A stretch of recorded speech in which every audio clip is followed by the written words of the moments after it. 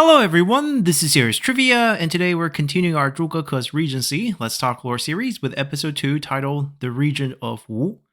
Before we get started, here's the answer to our trivia question from the end of our last episode, and be sure to stay tuned until the end of this episode for a brand new trivia question. Now last time, we ended as Zhuge was named by Sun Quan to become the Grand General of Wu in the year 245 following Lu Xun's death. And for the next 6 years, Zhuge would serve in this position from the court at Wuchang near the Jin province. Then in 251, as Sun Quan, who is now 70 years old, came down with an illness, it became apparent to everyone that Sun Quan was not long for this world, and that preparation for succession must be made.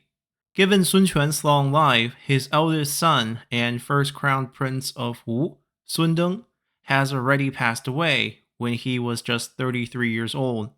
Sun Quan's third and oldest surviving son, Sun He, became the crown prince next, only to be tangled in a court partisan battle for power with his younger brother, the ambitious prince, Sun Ba.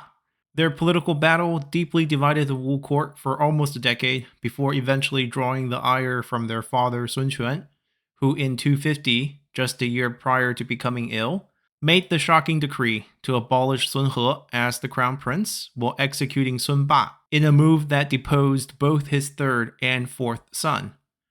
At this point, Sun Quan had only 3 surviving sons left in his fifth son, Sun Fen, his sixth son, Sun Xiu, and his seventh and youngest son, Sun Liang.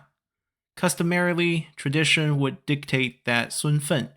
the oldest surviving son, would become the next crown prince. But because Sun Quan was head over heels infatuated with one of his concubines in Pan Shu, who is the birth mother of his youngest son, Sun Liang, Sun Quan ended up going against tradition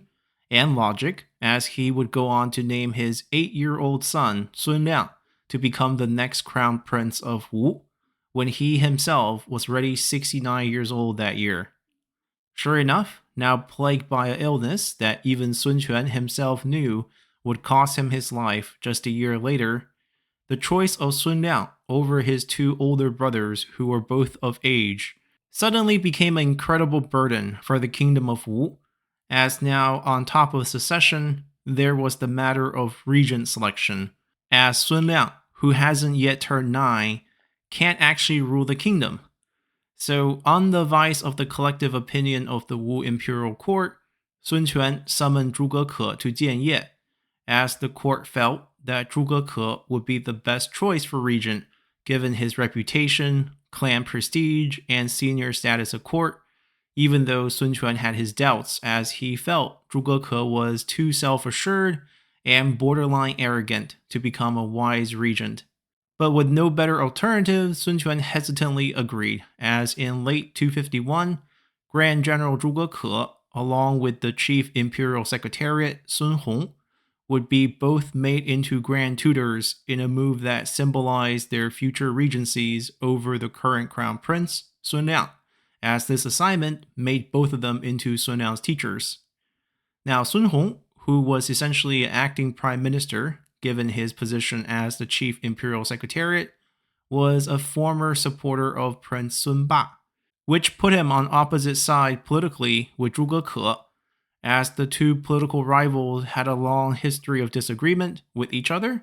So when the 2 of them were both named grand tutors, hinting at a future co-regent setup, Sun Hong started to plot for Zhuge's dismissal, as he had one key advantage as the chief of the imperial secretariat, as all official documents and decrees would have to pass through his hands first, giving him plenty of chances to make changes or even issue his own edicts, and then pass them off as Sun Quan's, which was something that Sun Hong had actually previously done in secret, as he once issued an edict sentencing the exiled former prime minister Zhuge to death, while Sun Quan was bedridden with a different illness back in 250, just because Zhuge was a past political rival that fiercely supported the then crown prince Sun He over Prince Sun Ba, who Sun Hong favored. Furthermore, in the days leading up to Sun Quan's passing, Empress Pan Shu approached Sun Hong asking him for details about the Han founding emperor Liu Bang's empress, Lu Zhi, who ruled for a period as an empress dowager regent after Liu Bang's passing, hinting that she had ambitions of guiding her own young son herself after Sun Quan's death. Not wanting to share powers with anyone, much less an empress dowager, Sun Hong ended up paying off a group of imperial maids who eventually strangled Empress Pan Shu to death soon after, as she would die even before Sun Quan, which meant that once Sun Quan dies, their son, Sun Liang, who has not yet turned 10 yet, would be truly alone in this world. Now, the last part of Sun Hong's plan would be a forged edict that he planned to pass through the imperial secretariat on the day of Sun Quan's death, as it would state that he, and he alone, will become the regent for Sun Liang, excluding the previously planned co-regent structure with Zhuge Ke. However, this plan ran into a snag, as an imperial attendant named Sun Jun, who is the grandnephew to Sun Quan, through Sun Jian's younger brother Sun Jing's line, would catch wind of Sun Hong's plot. Sun Jun then informed Zhuge Ke, who then simply decided to kill Sun Hong in cold blood within minutes of Sun Quan's passing, thus not only ending Sun Hong's plot, but also setting himself up as the solo regent for Wu's second emperor Sun Liang. In short, Sun Hong did all the dirty work killing the empress dowager, and Zhuge Ke reaped all the reward with one swing of his sword that would end Sun Hong's life. Now, once regent, Zhuge Ke did push out a series of popular reforms and policies that would endear him to both the peasants and the gentry clans of the south. First, Zhuge Ke ended a long-running surveillance program put in place by Sun Quan that placed spies within every gentry clan homes, as these officials, who are literally called the eyes and ears officials, reported everything back to Sun Quan, as despite being emperor, Wu was largely a decentralized power, with a few predominant gentry clans that controlled their own armies. So aside from securing their support through countless political marriages with the Sun clan that made everyone pretty much connected, Sun Quan's best tool to control these clans was through his network of spies. As a member of one of these gentry clans himself, Zhuge Ke knew firsthand how unpopular this policy was, and it's not surprising that this would be the first policy that he would abolish after becoming regent. For the peasants, Zhuge Ke's next move was to pardon all the outstanding tax debts and drop all import duties to zero. As well, the three kingdoms were frequently at war, trade continued between all three kingdoms, and these tax duties were a heavy burden on these merchants. With these two policies in place, Zhuge Ke immediately became the most popular man in the kingdom. More importantly, on the military front, Zhuge Ke would mobilize a massive army of troops and laborers as they sailed north in early 252,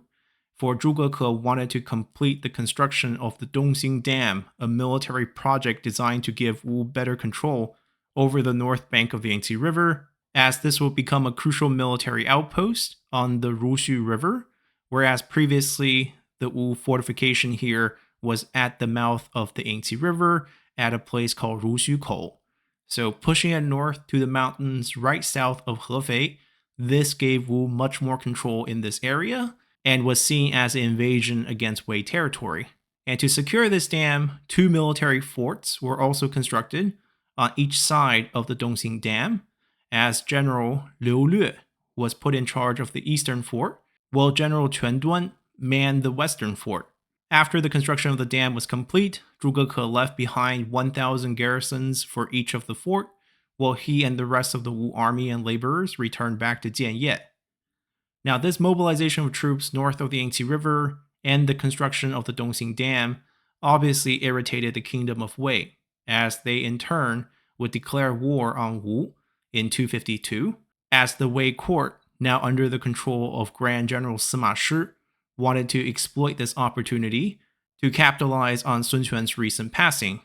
Faced with his first big challenge after becoming regent, we will return next time to see how Zhuge Ke responds to this Wei attack when we continue tomorrow with episode 3. titled The Battle of Dongxing. So hopefully you all have enjoyed this episode enough to consider subscribing to the channel for more content on Three Kingdoms history, or simply support the channel by leaving a comment below, or just by hitting the like button. And as always, I'll see you all next time. Bye!